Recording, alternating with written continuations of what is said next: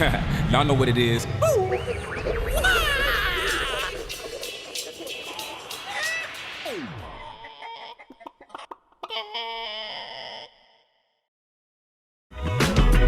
Hi there, welcome back to Eggs. This week we have Head of Marketing at Planable, Miruna Dragomir. Planable is a content review and marketing collaboration platform used by over 5,000 social media teams at brands like Jaguar, Land Rover, Viber, Siemens, and the United Nations. Formerly with Uber and Oracle, Miruna is an experienced marketing executive who in the last 3 years at Planable has spearheaded efforts that have resulted in an increase in revenue of more than 30x with no signs of slowing down. Joining us today for a chat about when and how to leverage social media in our marketing campaigns, what platforms to use when and how to maximize our outreach, what we can expect in social media this year, and so much more. Let's welcome to the show, Miruna Dragomir. Hey, Miruna, how are you? Hi, I'm good. How are you? Excellent. So glad to have you here. Thanks for joining us. Yeah, thank you for having me. Really appreciate your time and making time for us. You're calling in from Romania. Is that where you're from, or have you moved there recently? Yeah, no, I'm from Romania. In Romania, currently working from here. So yeah, different time zone across the ocean. So is English a second language for you? Because you're very fluent.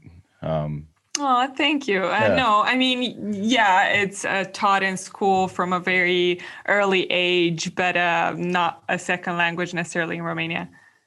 Okay. So can you give us a little overview of your work history post-college till now? Sure. Yeah. So I think after, of course, some internships, much like any young person out there, my first real and full-time job was at Oracle. I was part of the social media team there. And I stayed there for about, I think, 2 years, after which I switched gears a bit and joined the Uber team, which was a small company, obviously, a smaller corporation. And my role was pretty different too, because it revolved a lot more around general marketing, conversion marketing. And after a couple of years there, I joined the Planable, which is, again, a smaller company than Uber, which is, as you said in the beginning, a startup and a platform for social media teams. Okay. Great. What time frame were you working with Oracle? I'm just curious because I have a friend that used to work with their sailing program. When they had the boat that flipped over, he was working on the carbon fiber there, and I was just curious if you were doing the social media for him at that point.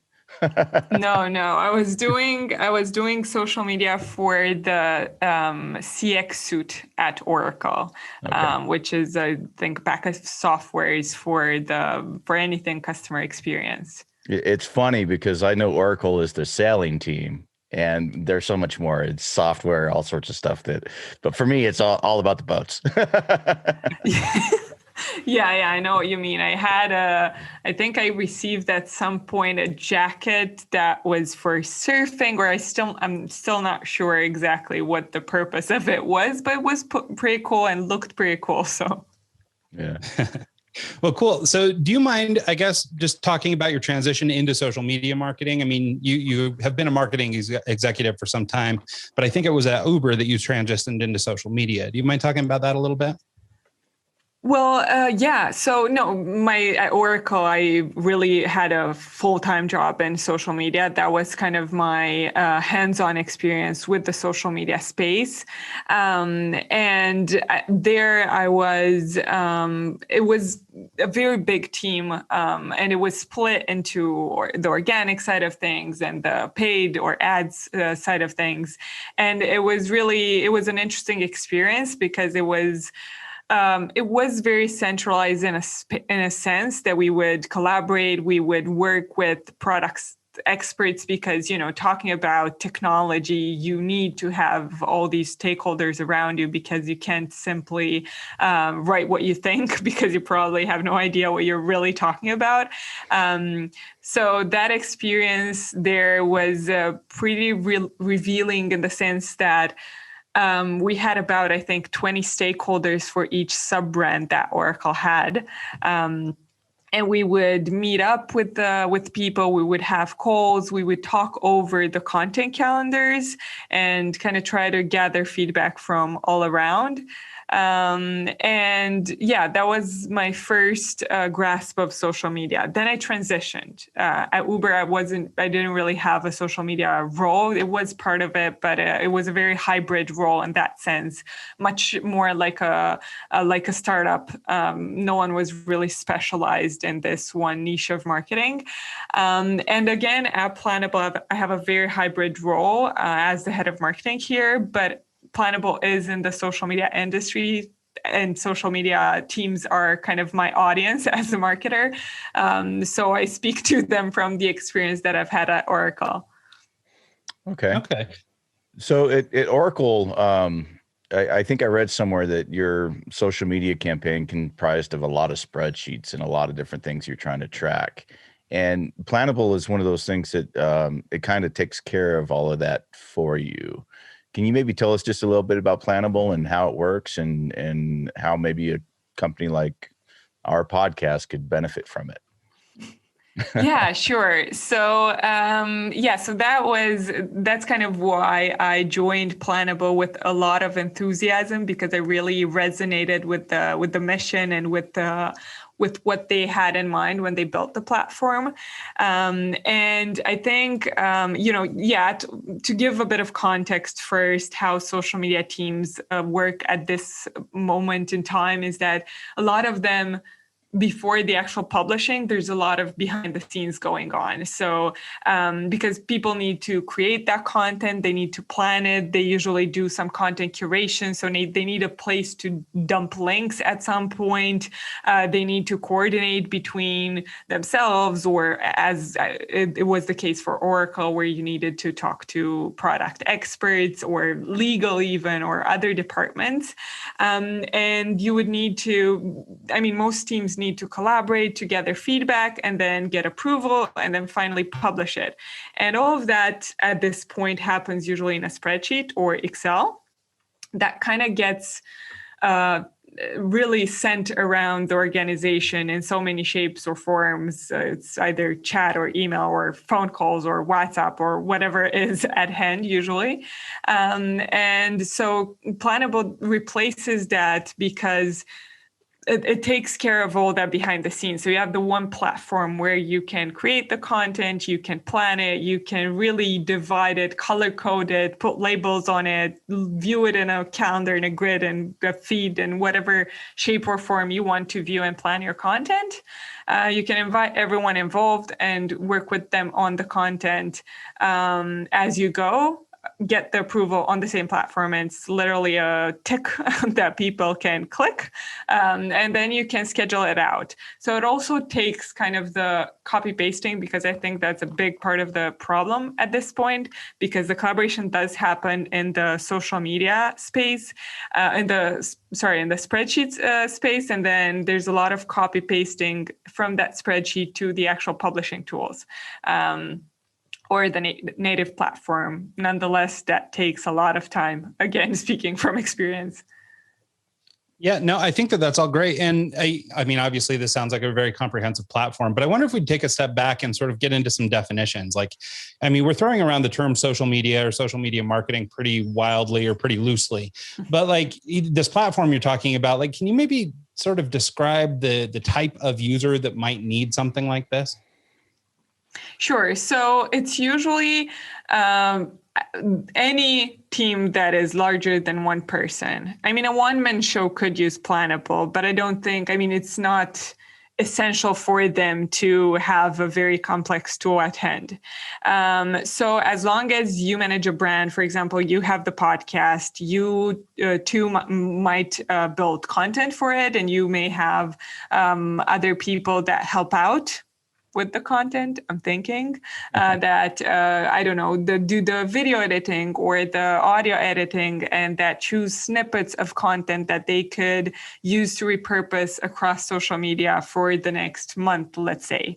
And you can, so Planable would help you all align in this platform where content can get created and it will be there. You can just go in, listen to the snippets, view the quick clips, and leave your feedback if you have any. If not, you can just approve.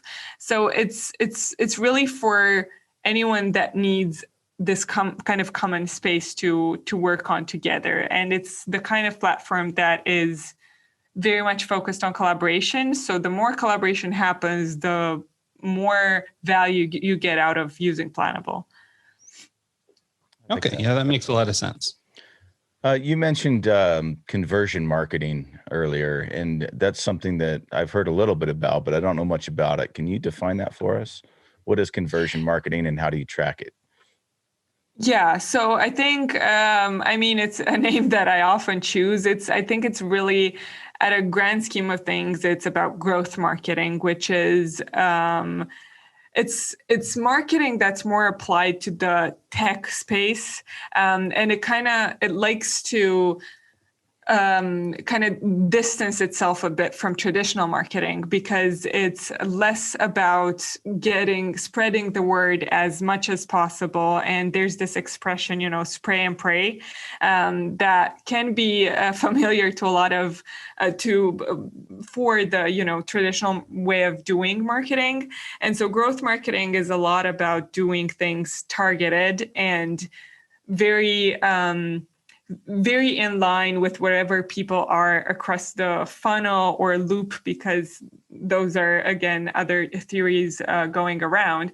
So conversion marketing or growth marketing is really about looking at your audience across each step that they take in relation with you as a brand, and try to extend that funnel. So if you think about it, you have, let's say, 1,000 visitors on your website per month, and you see that only 10% of those actually end up taking an action, such as contacting you or signing up if you have a platform, or buying if you have a product. And so conversion marketing would be about looking at all of those steps across the journey and trying to take action at the steps where you leak most. So if your website loses 90% of the people that would like to interact with you, that might be a good place to start. 10%, just for the reference, it's actually a very good benchmark in most industries. But you would look at your biggest leaks and try to optimize that experience somehow, either through experiments or A/B testing, or just trying to spruce up your website, and just looking at data a lot. I think that's kind of the essence of conversion marketing. Okay. Yeah, that makes sense. Do you find that there's a certain platform that, for Oracle, for example, that worked better than others, Instagram or Facebook or LinkedIn over the other two? Where do you kind of determine your product or whatever you're trying to sell, and then go after the platform that might work better for that product? Is that kind of your normal progression there? Yeah, I think you can go a lot on your intuition, but I'd also always advise to experiment. So for Oracle in particular, it depended on the sub brand that you would manage, because Oracle Security, for example, has a completely different target than Oracle Marketing Cloud, because again, you're talking to security experts versus marketers, which are separate and totally different people. But I'd usually recommend, it depends on the resources, but if you're just trying it out as yourself, as an entrepreneur, or you're trying to build your own personal brand, try to think of it at first where you think people would receive your message best. Try to envision how you would and what shape you would promote your message. So if you're, for example, an architect or an interior designer, you're thinking that the best way to show your to talk about what you do is through visuals. And so probably the best social media platforms that are visual from their nature are Instagram, Pinterest. Those come top of mind. And I would recommend to start with those that come naturally. And after that, give the others a try. And also think that they could serve different business interests for you. Again, as an architect, you could find LinkedIn as a great place to meet people that are in the construction business or in the real estate business that you could partner up with. While on Instagram, you would find consumers directly. So, yeah. I always forget that Pinterest is even a social media platform that you could share to. I always just go to it for ideas and don't think of it as an actual way to market. And it's funny that you mentioned that, because I never really consider that as a social media platform, but I guess I'm not sure you're in the demo, Mike. I don't know. I like crafting. Well, yeah, you can be. Exactly. Hey, so sort of just to kind of keep that conversation going a little bit, you mentioned earlier this idea of pray and spray, this idea that, we must get in and just kind of shotgun things everywhere. I think for a lot of companies, especially those with smaller budgets, maybe they don't know where to begin, or it could sort of feel a little bit overwhelming. Do you have any advice for people who are starting small and just getting started, who maybe don't have the budget to try a lot of ideas across a lot of different platforms? Yeah, I think the best idea when you're a small business is to try to find the smallest and most targeted action you could take. The top of mind example I have for this is groups and communities. No matter what business you're in, I can almost bet that there's one group interested or super hyper relevant to your product. And I mean that in any forms. Again, it can be Facebook groups, it can be communities or people that take courses in some sort of a field that would be perfect to buy your product. So it's easier to work with limited resources in terms of budget and time when you go hyper-targeted. You start experimenting as you grow and you start trying other tactics, but go hyper-targeted. Find your perfect niche and go there. Yeah, I love that. No, well, and I think that's really good advice too, that idea of finding your niche. And like you were describing a few moments ago, this idea of sort of, choosing your platform based on your niche. If you're hoping to work with business people, a platform like LinkedIn might make more sense than something like Instagram. If you're trying to sell, I don't know, something visual, a product or a service or something, maybe you would prefer a platform like Instagram or something. So I think that finding your niche is maybe the key in there. How critical is paid advertising versus just natural organic like putting a post on Instagram and hoping it goes viral versus actually paying for your campaign? I know that you can actually really niche down when you get into Facebook marketing or LinkedIn marketing, or I don't know about Instagram. I've never really done a marketing campaign there, but I know on Facebook you can actually get your demographic narrow to a T almost. I know that you can actually, if you're selling tactical gear, you can target military personnel, or whatever. So I can see the benefits of both, but if you're just a podcast and you're trying to reach people about creativity, is it important to have a paid campaign versus doing just organic? Well, paid is always going to bring on more, that's for sure. And it is, I don't think it's that much of a myth that organic is harder and harder each day, especially on the older platforms such as Facebook. The more brands are on a platform, the more difficult it is to get in organically, because the people remain more or less the same, and then the brands are more and more, and so the space for brands coming into people's feeds is limited. So the fight becomes a lot tougher to win. But I don't think it's absolutely essential for you to have ads from the very beginning. You could try and expand organically, and there are numerous tactics for that. But I wouldn't expect to go viral from day one, or when you have 50 followers. That's really hard, and I think it happens like 1 in a million cases. Don't expect to go viral, and don't expect to gain thousands of followers just because you joined Instagram. Try to take it step by step and celebrate the small wins. And at some point, you're going to find yourself, you've grown so much and haven't even realized it. And in terms of tactics of growing, it's not necessarily, I feel like it's always this expectation that if you put great content out there, people will follow.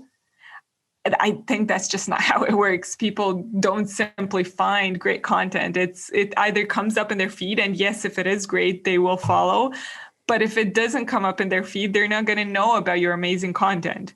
So try to find what's your hook of getting in front of new audiences. Okay, it's not ads, that's fine. On Instagram, it can be hashtags. Okay, that's a tactic.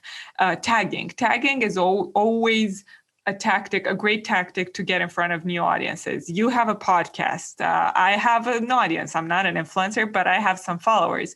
When you are going to publish the episode, you tag me, you get in front of new people that follow me. So that's always something that can scale.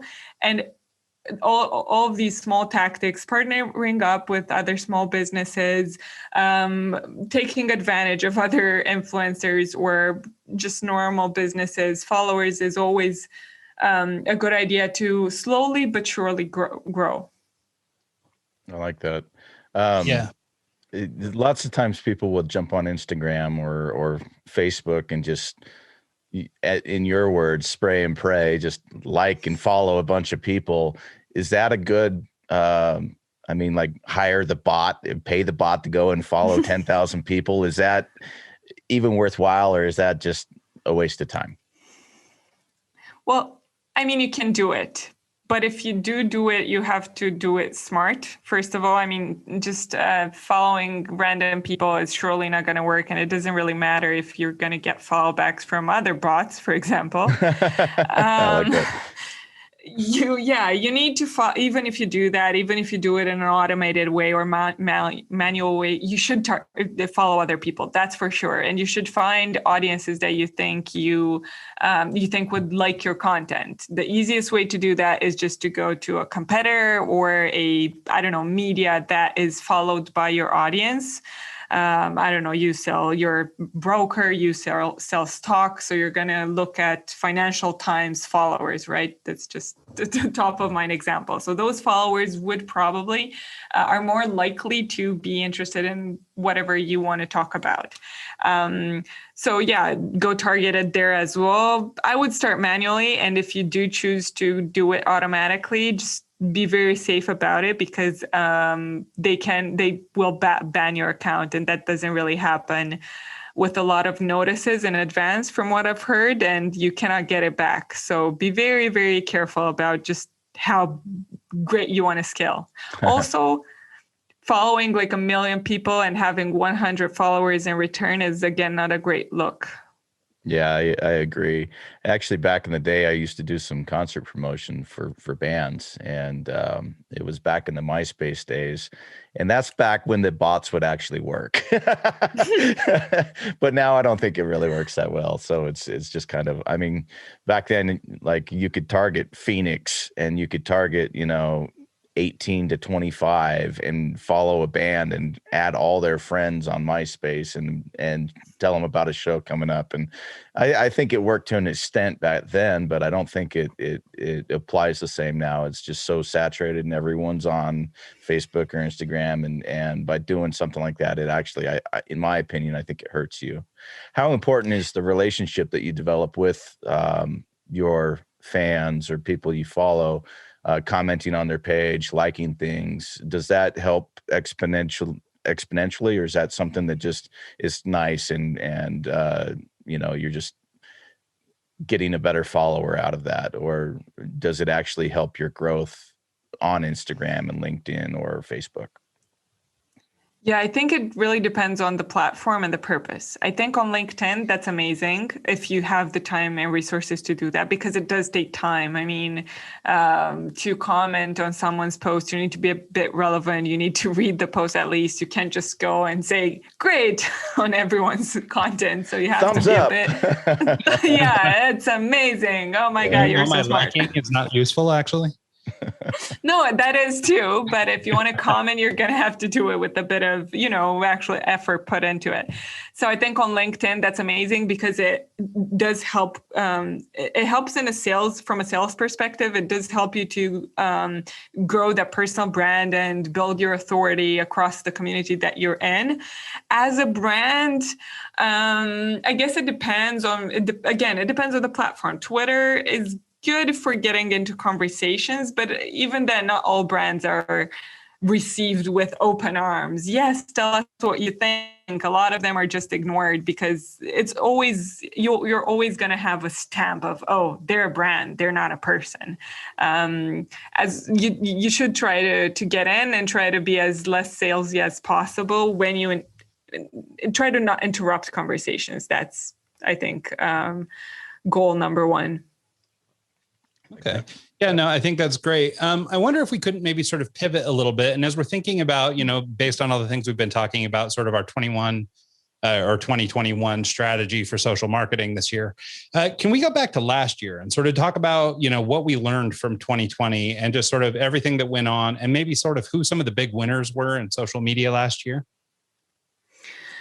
Yeah, it was a very interesting year for social media, that's for sure. I think it was a lot of lessons learned for marketers in the space and for brands in general. For small brands, I think one of the highlights that I've seen is that a lot of brands really embraced the option and idea of being transparent and vulnerable and human to their audience. I'm betting you saw small businesses too that just went on Instagram, did a quick video and just said, hey guys, this is not going great for us. We're the shop next door. We used to sell coffee, but no one's coming in anymore. How about you order online to help us survive? And it was this kind of tactic, this kind of direct approach, and just telling people that you're going through trouble as a business and that you need their support. It wasn't necessarily something that a lot of businesses had the courage or opportunity to do before. And it was really impressive to see how well people responded to that. Maybe it was because we were all going through the same thing and they wouldn't otherwise respond the same way, but it's something to keep in mind. As for the bigger brands, I think a bit of the same happened in a different sense. They didn't really go close to being out of business, but they did face the challenge of having to continue talking to their audience without the same means of professional everything out there. So they couldn't put the same filtered content. They couldn't go to studios to have professional photo shoots or put professional TV commercials out there. So they started doing, videos from home. I mean, even the entertainment industry, all the late night shows that started to do videos from their living rooms. Content became all of a sudden so authentic and raw from all of the brands and anyone on social media. And I think that might be something that will continue, at least as experiments, to see if people continue reacting as well as they have during the pandemic. Yeah, I wanted to ask you about that idea of authenticity. So one of the things that, I mean, maybe it's just because me and my wife are wild cynics, but, over the course of COVID, we've seen a lot of these companies trying to be authentic, and they lead every commercial with "in these trying times," right? And it starts to actually feel a little bit phony after after being barraged around the head for, 6 months, about these trying times. And I wonder, if you have any data, or if you saw anything sort of in terms of this idea of authenticity, if there was maybe a spot where people sort of went too far, or their, attempts at authenticity sort of backfired. I don't have a particular example, but I do remember that at the start of the lockdown, every brand out there, I mean, most brands out there, felt the need to send their entire database of people a newsletter in which they informed them very accurately and very, let's say, a generous email that explained exactly what they're doing to prevent the spread across their staff, across their employees, across their. And I remember that kind of started to get a big backlash, because a lot of those businesses didn't really need to share that information. Most people didn't really care about, me as a person, I don't really care about the employees at whatever company I've never heard of. And so I think, no, I care, but not about all the businesses out there and how they put this disinfectant in their offices. I think it does it's natural to start that kind of cynical attitude if you've heard it so many times. So I don't know if "in these trying times" is the problem as much as "in this trying times" said a million times. So I think the essential lesson here would be to try to stay as far away as possible from whatever everyone else is doing. If they're all doing it, it's probably saturated and it's no longer effective. Yeah, I actually think one of the best campaigns on Twitter right now is Wendy's roasting every single other competitor out there. And, it's funny, but it's getting actual traction, and I think the fact that they're actually avoiding the "in these trying times" and actually doing a diss campaign on Taco Bell, I think it's hilarious, and it just is really cool. A different approach that I think works well. What do you think about doing shock jock kind of tweets and stuff like that to gain traction? It could backfire real easily, I know that, but at the same time, it's very a cool idea to take that approach, kind of like the hiring the 16-year-old kid to manage your Twitter account for a corporation. It's kind of asinine, but at the same time, if it works, it works. Yeah, I think shock obviously will always work. And shock can mean so many things. For Wendy's, which is as a brand in a space where brands aren't that safe, so they do crazy things. Burger King does crazy things from time to time, not as Wendy's, but they do it. So what defines as shock is really dependent on the industry you're in. If you're a construction business, for example, if you make any kind of joke out there as subtle and as slightly funny as possible, I think it's going to determine shock, and it's going to have results for sure. So, I think you should do it, but consult with a few people first, just to make sure that you're not offending a large group of people, or that you're not saying something extremely out of place or tone deaf. As long as you consult, you should be fine. Yeah, I think that's the idea, right? Is disruption, not actually trying to be offensive or whatever, but you are trying to disrupt the space. And I think that maybe that's the point is, from breaking up all the in trying time stuff, right? I mean, we get it. Everybody's, going through a problem right now, but like disrupting it the way that Wendy's is, to use Mike's example, is making their stuff stand out more than it might in maybe another time when every place is sort of, throwing out those kinds of tweets. So I think that that's a really good point. Yeah. Yeah. Can we, and I think, go ahead. I'm sorry. No, I was just about to say that I think, I remember at the beginning of the lockdown, a lot of marketers were kind of petrified and stuck because they had no idea what to say or how to say. It felt like, most rules for our society and most common sense, it's been with us for a while, but a worldwide pandemic, no one faced this before. So no one really had a guidebook of what to say during a pandemic online. So a lot of people that had to issue public statements or social media posts for that matter were kind of stuck on what is right, what is not right. And they either didn't say anything, which I think was a wiser choice, or they, again, copy pasted from all of the other brands and started saying, we wash our hands.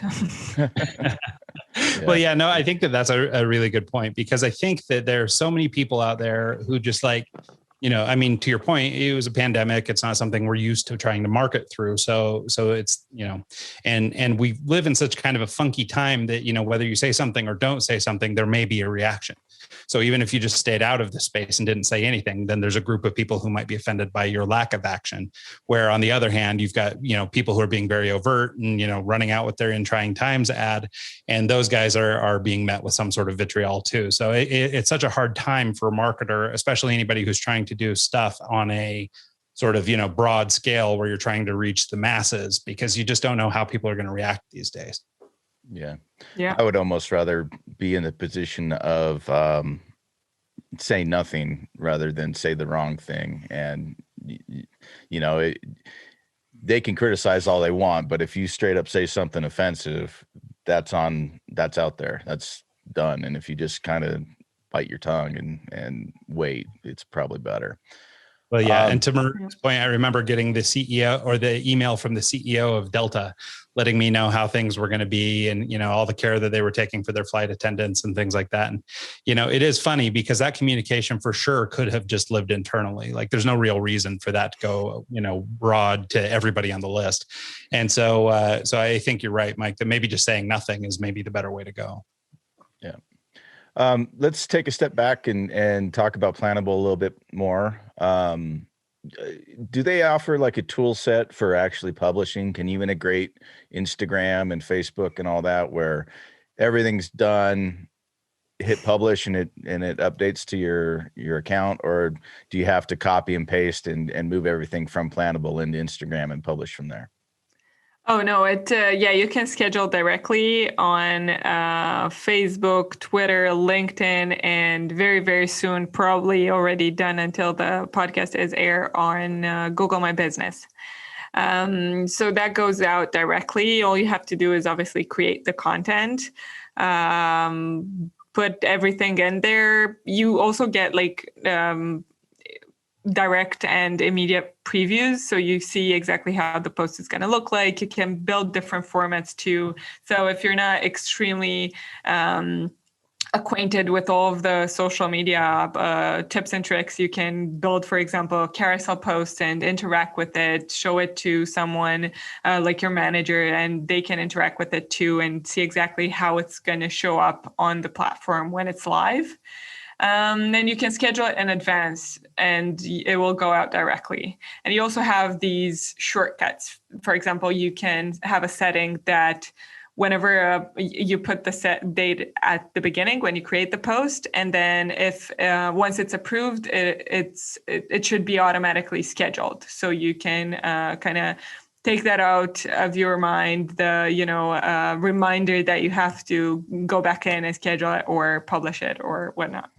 Nice. Do you happen to know? I've heard, and I don't know if there's any truth to this or not, but I've heard that some platforms, like we were talking earlier about buying bots and things like that. Most of these platforms are trying to stay one step ahead of the people who are trying to hack them a little bit. Do you know? I've heard that, for example, with Instagram, that they don't treat something that comes in by way of API the same way they do as if you post it directly. So for example, if you're using a platform, not necessarily your platform, but any of these, multitude of platforms that publish to different social media channels, is there any downside to publishing to like a platform like a LinkedIn? Like, should we be doing LinkedIn manually while maybe the other ones, it won't negatively affect our posts?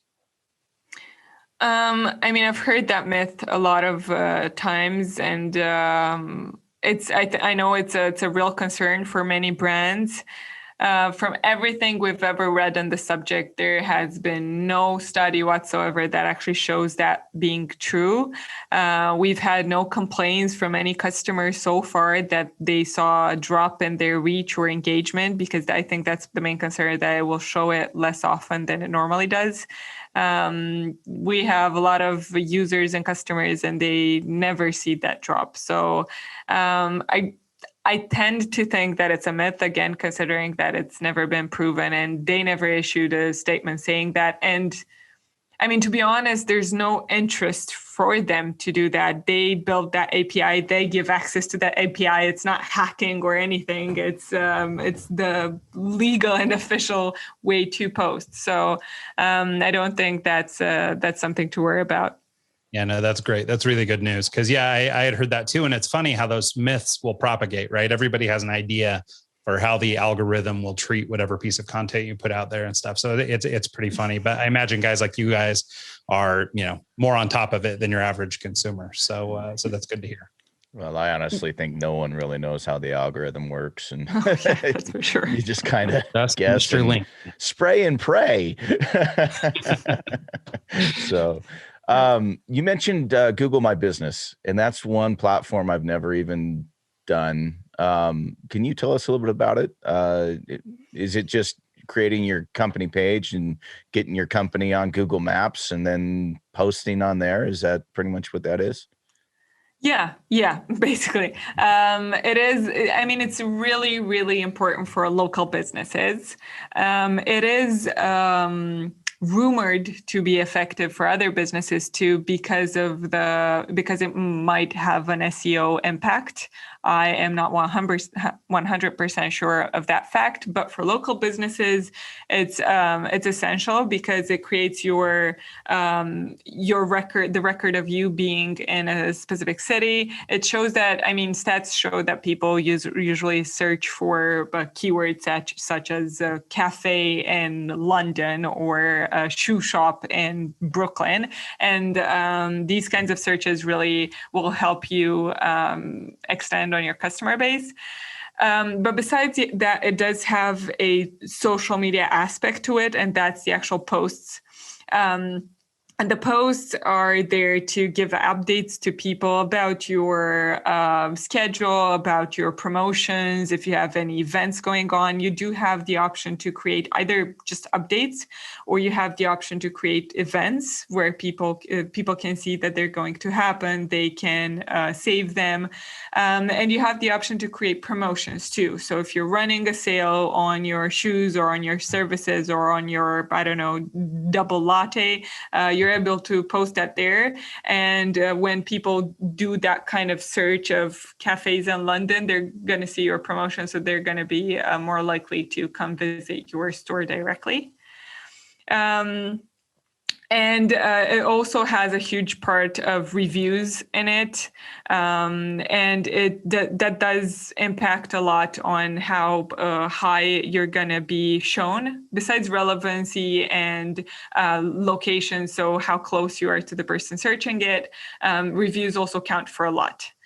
And I think a big idea about Google My Business is that if you do have a local business, most probably someone else will build that page for you if you haven't already.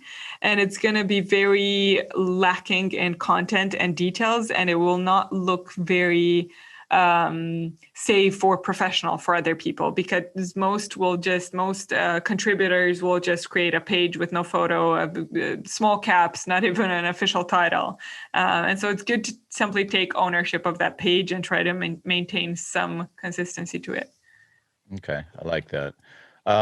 As far as SEO goes, for a marketing campaign, we all know the importance of SEO on your website. But how important is it when it comes to like a LinkedIn post or like I don't know, an Instagram or a Facebook post? Does SEO play a factor in that as far as ranking and people seeing it?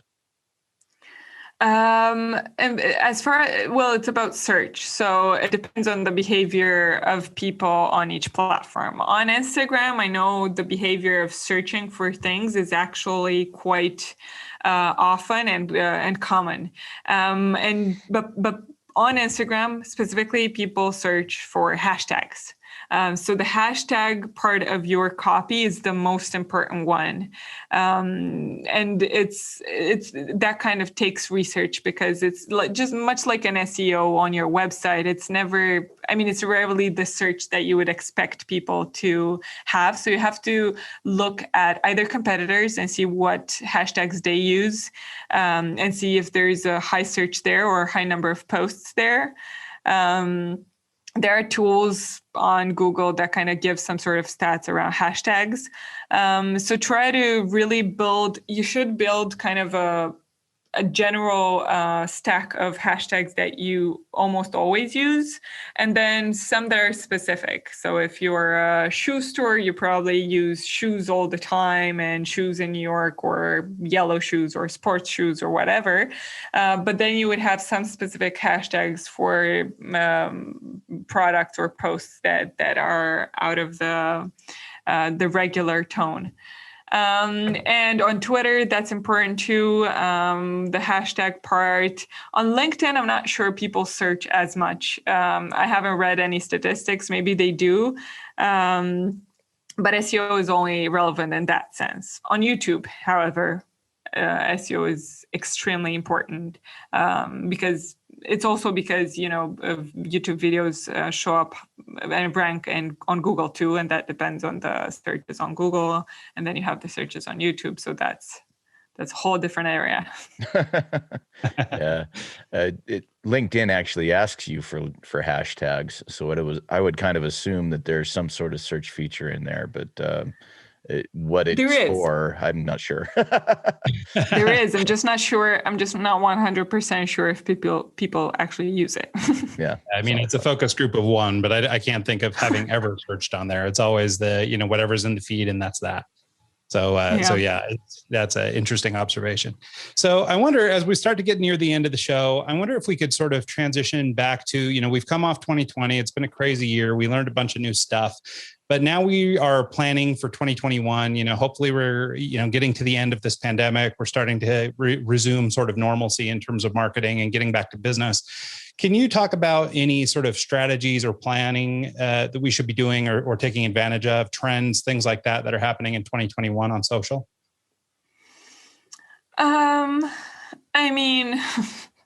I'm not the biggest fan of trends and a list of everyone should do this, but I do think the new platforms that are seeing a huge uprise should be tested. I'm talking about Clubhouse, which is the newest one, and seems to have a big hype around it. And I've tried it. I'm on it. I think it's pretty cool. And I think for now, it feels like it's most successful for professional topics, less about the personal life or personal businesses. But I think it's a place to try for sure. And then another trend would be, I think, TikTok, but with care. I know that ads are starting to come in. I know a lot of brands are testing it out. I'm not sure if everyone knows this, but there's this efficiency curve that goes on for every new platform, and it's most effective as most people are starting to join the platform, and brands are not there yet. And I think that's where Clubhouse is. That's where TikTok still is. I mean, brands are coming in, but it's not yet the norm.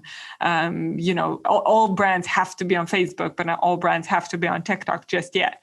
So I think they're really effective at this point in time. They're probably going to lose that efficiency as soon as all the brands are going to join in. So it's definitely the places to test out.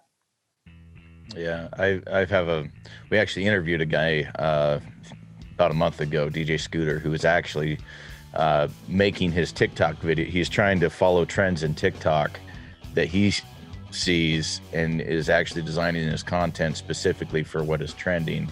And he's going to report back and let us know how that works, because it will be interesting to see.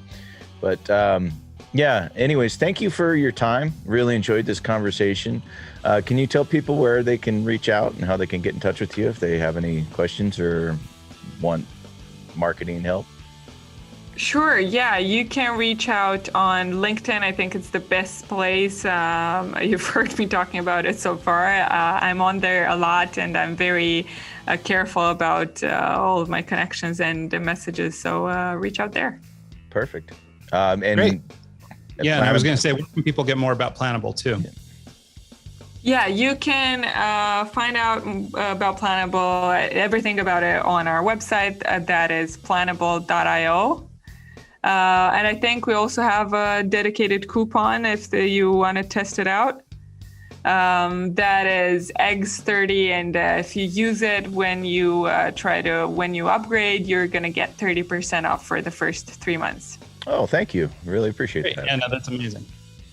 Well, cool. Well, thanks so much. I really appreciate your time. I mean, this has been a really insightful conversation. I mean, there's a lot of people who come and, talk about social media, but it seemed like a lot of people focus on sort of the tricks and the hacks and the things like that. And I really appreciate sort of your perspective on a little more realistic approach to social media, I think. So I really appreciate your time. Yeah, thanks so much. It was really a real pleasure talking to you guys. Thank you. Absolutely. Cool. And so thanks to everybody who listens to the show this week and every week. Everybody, please feel free to swing by the website. It's eggscast.com and send us an email, contribute, show ideas, guests, people you want to hear, all kinds of stuff. We're really trying to build a community this year, and we're looking forward to doing so with you. So if there's anything else, any parting shots, Mike? Great. All right. Well, thanks so much, Miruna. We appreciate your time. And thanks to everybody who tuned in, and we'll see you next time.